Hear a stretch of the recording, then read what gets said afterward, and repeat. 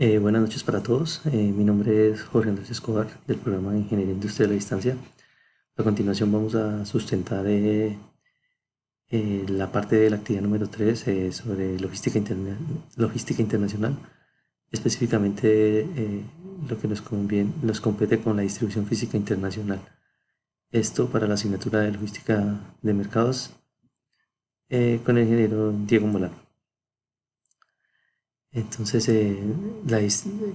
para iniciar, la definición de distribución física internacional nos dice que es todo proceso logístico que se desarrolla en torno a situar un producto en el mercado internacional, siempre cumpliendo con los temas acordados o negociados entre el comprador y el vendedor. Su objetivo es reducir al máximo eh, los costos, los riesgos, los tiempos que se puedan generar durante el trayecto desde un punto de origen a un punto de destino o un punto de entrega. Tiene unas etapas.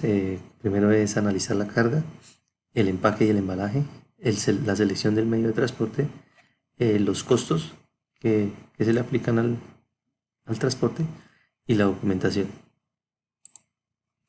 Tenemos unos tipos de carga que son la carga general, que son cargas de distinta naturaleza y que se pueden transportar y almacenar conjuntamente sin ninguna limitación. Y se manipulan por unidades. Entre estos tenemos los cilindros, las cajas, las botellas, etc. Tenemos la carga suelta, que son bienes sueltos y embarcados como unidades separadas. Entre estos tenemos, digamos, los tubos, los rieles, las llantas. Tenemos la carga unitarizada, que es la agrupación de varias cargas o cargas embaladas entre sí para generar una carga compacta de mayor volumen y poder facilitar el transporte o las operaciones logísticas. Tenemos la carga granel, que estas no necesitan embalajes porque se transportan o se almacenan en tanques o silos y pueden ser de tipo sólido, líquidos o gaseoso. Entonces, entre los sólidos tenemos los granos, tenemos entre los líquidos tenemos el petróleo y entre los gaseosos pues los gases, puede ser el gas propano. Y según la naturaleza de la carga, tenemos la carga perecedera, que es la que durante su distribución, la conservación cobra la mayor importancia. Entonces, entre esto tenemos, digamos, las carnes, la fruta, los lácteos. Tenemos la carga peligrosa, que son aquellos que presentan un riesgos para la salud, la seguridad o que pueden presentar daños al medio ambiente. Se clasifican los, o sea, los materiales están clasificados de acuerdo a un sistema globalmente armonizado. Ejemplo, si son tóxicos, si son radioactivos, si son inflamables. Entonces, ¿qué nos dice este sistema globalmente armonizado? Nos da las precauciones a tener para cada sustancia. Entonces, digamos, si es gasolina, entonces, que si es un líquido inflamable, qué precauciones debo tomar en caso de algún incidente, qué debo hacer si es incendio, cómo lo debo apagar. Entonces, como las indicaciones de no apagar con agua, si es un líquido demasiado inflamable, etcétera, etcétera. Y tenemos la carga sobredimensionada, que son cargas voluminosas o pesadas que requieren un transporte especial. Tenemos unas clases de transporte. Entonces tenemos el transporte aéreo, que se contrata entre aeropuerto y aeropuerto pues, mediante agentes de carga aérea. La carga suelta y embarcada, su documento de transporte en la guía aérea AWB, eh, tiene unas ventajas, que es la rapidez, la seguridad que presenta llevar la mercancía por este tipo de transporte, y los costos de los seguros son bajos. Pero tiene unas ventajas, que es el más costoso. O sea, llevar mercancía por avión es demasiado costoso, limita la capacidad de la mercancía y se restringen algunos productos peligrosos. Tenemos el transporte marítimo, que son vías navegables marítimas o vías internas como los ríos y los lagos. Se contrata de puerto a puerto también por agentes marítimos o agentes de carga. El documento de transporte el conocimiento de embarque velas y de sus ventajas, que las tarifas son bajas, se puede transportar en masa y no tiene restricciones para productos peligrosos. Pero a la vez tiene una desventaja, que pues por ser barco entonces van a baja velocidad, presentan seguros costosos y corren el riesgo de saqueos durante los trayectos.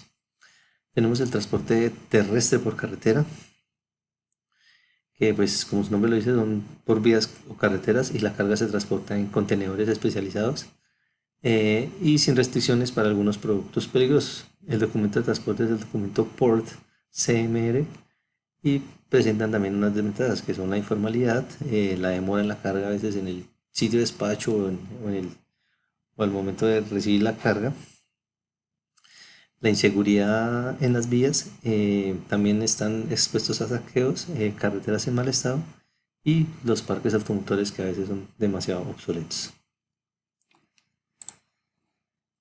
Tenemos el transporte terrestre por tren, pues este pues como aplica únicamente para vías férreas, la carga se transporta también en contenedores especiales de acuerdo a sus características, no tiene restricciones para productos peligrosos y es el menos costoso de todos los transportes.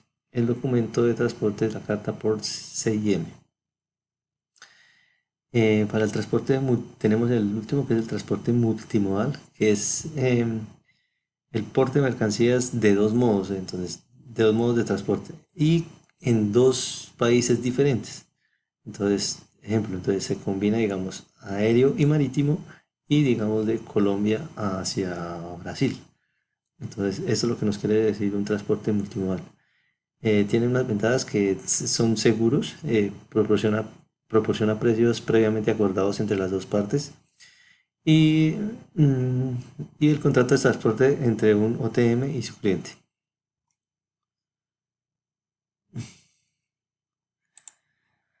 Y dentro de la logística internacional tenemos lo relacionado con el ICOTEMS 2000, que son un lenguaje internacional eh, como para transar términos y condiciones entre las partes, o sea, para facilitar esas operaciones de logística internacional y delimitar ciertas las obligaciones tanto del vendedor como del comprador. Tiene cuatro reglas fundamentales que se presentan en toda transacción, que son la entrega de la mercancía, la transferencia de los riesgos, la distribución de los gastos entre las partes y los trámites documentales.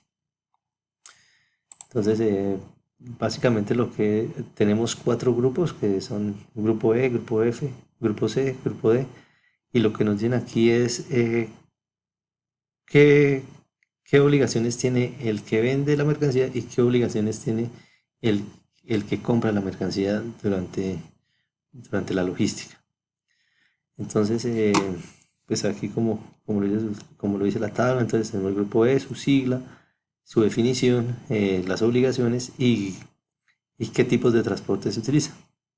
Entonces a continuación aquí lo relacionamos más detalladamente. Entonces el primero, el grupo E, el único del grupo E, sus siglas son XW, que significa en fábrica, utiliza cualquier medio de transporte y la mayoría de actividades están a cargo del comprador, o sea, la mayoría de riesgos los asume el comprador. Por el grupo F tenemos el FCA, que se llama francotransportista. Se debe especificar el punto de entrega, el vendedor paga los impuestos y cargos asociados con la exportación y utilizan también cualquier medio de transporte. El FAS, que es el franco al costado del buque, el vendedor coloca la mercancía al costado del buque convenido y el modo de transporte es marítimo. El FOB, el franco a bordo, la responsabilidad del vendedor basta que la mercancía ha pasado la borda del buque convenido y el modo de transporte es marítimo. Por el grupo C tenemos el CFR, que es coste y flete. Nos dice que la responsabilidad del vendedor basta que la mercancía ha pasado la borda del buque de convenio y el seguro es pagado por el comprador y utiliza también modo de transporte marítimo. El CIF, que es coste, seguro y flete, la responsabilidad del vendedor va hasta que la mercancía ha pasado la borda del buque convenio. El seguro es pagado por el vendedor y el modo de transporte es marítimo. El CPT, que es transporte pagado hasta, entonces el riesgo del vendedor basta que entrega la mercancía al transportador y utiliza cualquier medio de transporte. Y por el grupo D tenemos entonces el DAF, que se llama entrega en frontera. Las responsabilidades del vendedor van hasta que la mercancía llega a la frontera y utiliza cualquier medio de transporte. El DES, que es entregada sobre buque, entonces las responsabilidades del vendedor van hasta que la mercancía sea cargada en el transporte internacional y también utiliza el modo de transporte marítimo. Los últimos dos del grupo D, entonces el deck, que se entrega en muelle y las responsabilidades del vendedor van hasta que la mercancía ha sido descargada al otro lado de la frontera, y el modo de transporte marítimo. Y el DDP, que es entrega de derechos pagados. El lugar de destino es convenido entre ambas partes y la responsabilidad del vendedor va hasta que la mercancía esté en el sitio acordado y utilizan cualquier medio de transporte. Muchas gracias por su atención.